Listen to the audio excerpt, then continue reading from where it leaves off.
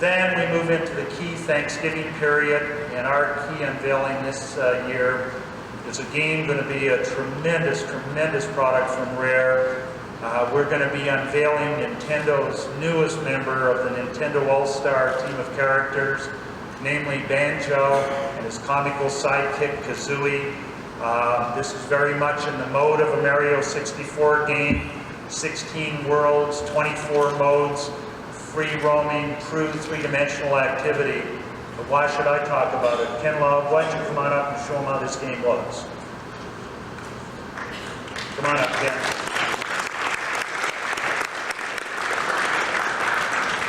Thanks, Peter. Before I flip this game on, I thought I'd a little word in retrospect. I know a lot of you people were here, or I should say in Los Angeles for E3 last year. And as a game player, I was pretty excited. You know, Super Mario 64 was just clearly such a leap above and beyond everything that I had played as a game player that it was just fun to, get in front of people and show you the game. I can say that I feel the same honor this year when I get to come up and show you Rare's game in Banjo-Kazooie. I think the product really stands out as a kind of next step character action adventure game. This opening is going to run, and I'm going to have a few words about the game right now. One of the cooler things you'll notice technically about the game is just how far you can see and the quality of the textures that you get in the distance. I think you notice in a lot of Nintendo 64s that distancing is a very powerful thing the machine can do, and Rare is just taking it to another step. You see it throughout all of the products that they're working on. Anyway, another nice thing that's going to happen here in a second is one of those, FMV, why bother when you can do it in real-time 3D. So we can turn the volume up a little.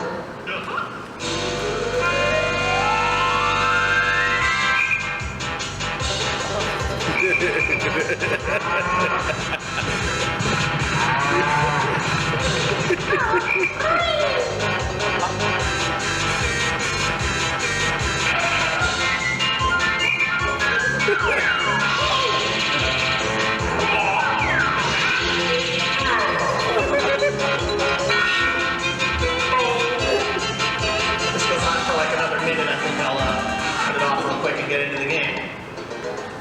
Anyway, as Peter mentioned, there's actually 24 moves that these characters can do in conjunction. One of the cool things about the design of this game was that Rare basically sat down, figured out, okay, here's our character set, what can we do with them? They built all the moves, then they started designing levels. This allows them to do some very, very precise jumps, very precise flies, etc., etc. Let me show you a couple of moves, starting with my very favorite. And if you're going to, poop them out, you might as well choke them up while you're at it. Anyways, you saw in the video, you can also get Kazooie to carry Banjo around. And this isn't just to run a little bit faster, this is actually a mode that you use to run up a steep hill. So like this hill right here is a little too steep for Banjo. I can show you that by just, if I let him put him down, whoa, Banjo can't handle that. Just like Mario, I have full freedom to use the camera. Here's a nice little peek about how far you can see across the stage. Anyway, as far as game design goes, what you're doing in this game, just trying to run up this path. What you're doing in the game is you're trying to collect these gold puzzle pieces.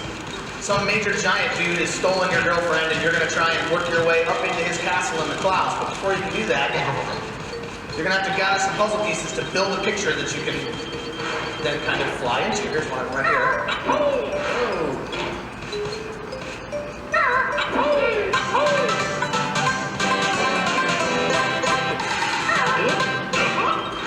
Again, as was mentioned, I think, by the developer team, just the amount of animation in this game is just amazing, and it's all being grabbed in real time off the cartridge. It's not like we're storing all these animations in RAM all the time. That wouldn't be possible. And let me show you another one of my favorite moves in here.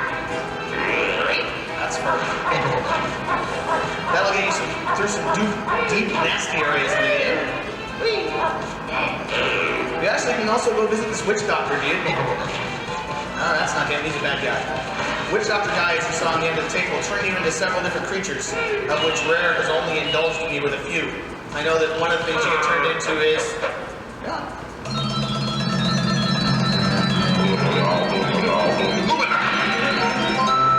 You gotta love any game that says Booga Booga Dow.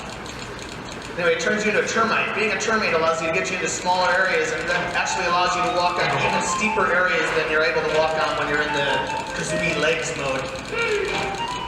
So I can now cruise into this termite's nest.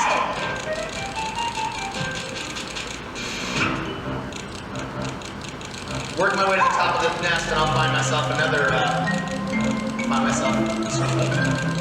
puzzle piece. I'm gonna now skip around and try and show you some stages that you might not be able to find in the show floor version. This is the Magic Run a Demo version. This is stage 2. One of the other things the pair can do is fly. Obviously, when you're designing a game where you can fly through big, giant 3D worlds, there's issue of, gee, if I can fly anywhere. And that means you've just kind of taken a big piece of the puzzle out of the game.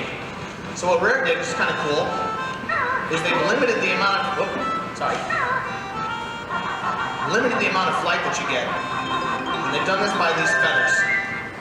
So you grab some feathers, like you notice with the little number 12, that's 12 feathers I have, 12, 13, 14. Each feather allows me to flap. A flap gets me up, I don't know, whatever, 15, 20 feet. You can only fly by starting out on this type of jumper pad. There's several jumper pads in the game. So I'll get on the jumper pad,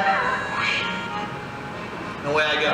And notice I still have 14. Jumping off the pad didn't cost me anything, but as soon as I flap, 13, 12, whoa. Sorry, I pushed the stop flying button.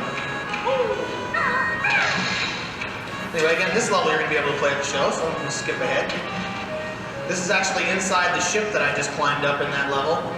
This is an underwater castle in the level that I was just on. This is a haunted house level, which you will not be able to play at the show. And in these levels I can cheat, fly anywhere I want.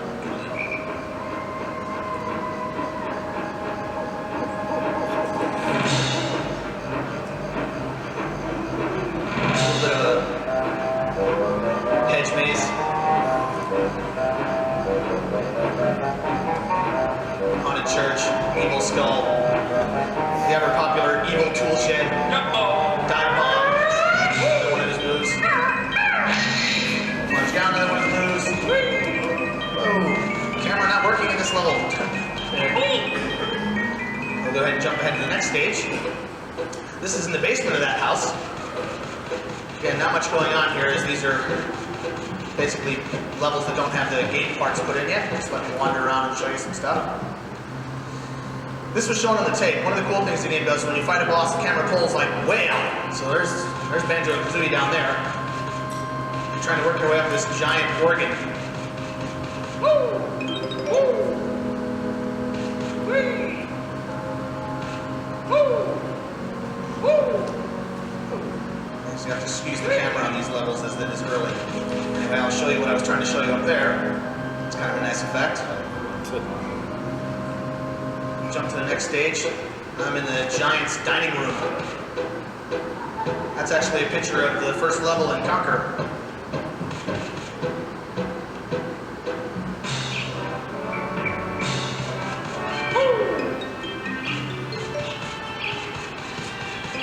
There are many places that you can travel in the game. This is one of my favorites, the Sphinx level. There's the Banjo Sphinx.